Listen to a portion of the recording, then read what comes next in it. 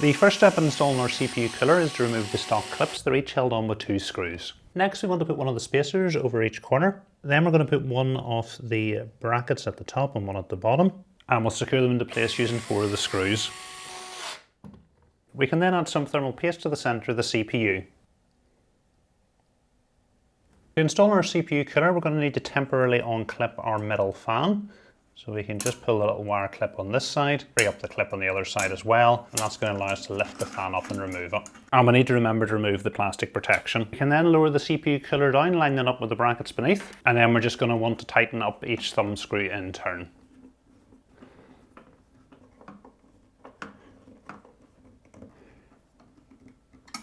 So just before I set the middle fan back into place, I want to run this USB cable to the ports at the bottom of the motherboard. I don't think the cable is going to be long enough to run behind the motherboard in the case. So I'm just going to route it down the bottom. I'm going to remove our M.2 SSD heatsink, and then we can pass the cable through this little channel here. And then we'll plug it into the header in the bottom of the motherboard with the USB text facing up the way. And then I can replace our M.2 SSD heatsink.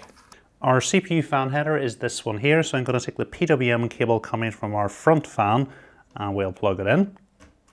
We've got an ARGB header here to plug our ARGB cable coming from our front fan into place.